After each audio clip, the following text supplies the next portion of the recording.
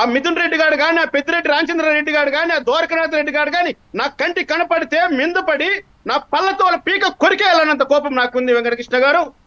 మరి ఇప్పుడు రైతులకు ఉండదా, ప్రజలకు ఉండదా, నష్టపోయిన వాళ్ళకి మాకు ఉండదా? నువ్వు ఎగేసుకొని వస్తావు నువ్వు మగాళ్ళలాగా, పెద్ద పుడింగ్ లాగా. మీ ప్రభుత్వంలో మీదే రాజ్యం, ఈ ప్రజారాజ్యంలో ఈ రోజు ప్రజా ప్రభుత్వం ఏర్పడింది, కూటమి ప్రభుత్వం అధికారంలో ఉంది. ఇప్పుడు కూడా మీవే పెత్తనాలా?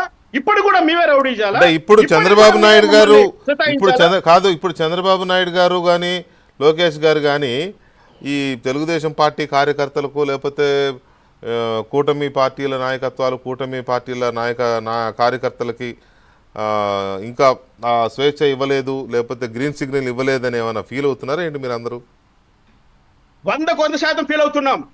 మాకు న్యాయం చేయట్లేదు ఇంతవరకు. మేము బాధితులం, బాధపడ్డాం, నష్టపోయాం. ఈ ముండా కొడుకులు ఇప్పుడు రోడ్డు మీద తిరుగుతూ ఉంటే చూస్తూ ఉండాలా? అంగల్లో వాడు ఇప్పు చూపించినోడు ఈ రోజు బుల్లెట్ వేసుకొని డబడబడబని తిరుగుతున్నాడు. మా కడుపులు కాలవా? మా బాధలు ఎవరు చెప్పుకోవాలి? మేము శాంతి శాంతి శాంతి సహనం అంటుంటే ఎన్ని రోజులు శాంతి సహనము పనిచేస్తుందండి? వీళ్ళు చేయొచ్చు ఇటువంటి రౌడీలు? రాయలసీమలో ఎంతమంది చనిపోయారు తెలుగుదేశం కార్యకర్తలు? ఎవరు దానికి బాధ్యత వహిస్తారు? ఎలక్షన్ అయిన తర్వాత కూటమి ప్రభుత్వం అధికారంలో ఉండగా ఎంతమందిని చెప్పేశారు తెలుగుదేశం కార్యకర్తలని? మరి ఏంటి దీనికి ఎవరు సమాధానం చెప్పాలి? నేను అంటున్నది ఒకటే, ఎవరు కూడా చట్టాన్ని చేతుల్లోకి తీసుకోకూడదు అని అనుకున్నాం. చట్టాన్ని ఎవరు కూడా చేతిలోకి తీసుకోం. ఎంతవరకు?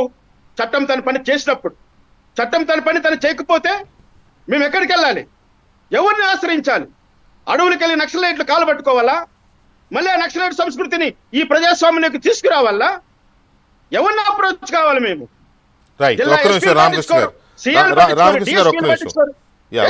రామకృష్ణ గారు, బాలకోట గారు, good evening. Good evening sir. రాష్ట్రంలో కొన్ని ప్రాంతాలని ఎందుకు వీళ్ళు ఇట్లా ఏదో మరి వాళ్ళ సామ్రాజ్యాలుగా అనుకుంటున్నారా, లేకపోతే నాకు అర్థం కావట్లా. అది పొంగనూరు కావచ్చు, పొద్దుటూరు కావచ్చు, కడప కావచ్చు, లేకపోతే కర్నూలు జిల్లాలో కొన్ని ప్రాంతాలు కావచ్చు, ఇటు వస్తే పల్నాడు కావచ్చు, అదేది గుడివాడ కావచ్చు, గన్నవరం కావచ్చు, ఇట్లా కొన్ని ప్రాంతాల్లో వీళ్ళు ఇంకా పూర్తిగా మాదే ఇక్కడ, ఎవరు పులివెందులు కావచ్చు, ఎవరు రావద్దు, ఎవరు మాట్లాడొద్దు అని చేయబట్టే కదా ఇవాళ ఈ అన్రెస్ట్ క్రియేట్ అయింది. ఎందుకు ఈ రకమైన గొడవలు జరుగుతున్నాయి ఆయా ప్రాంతాల్లో?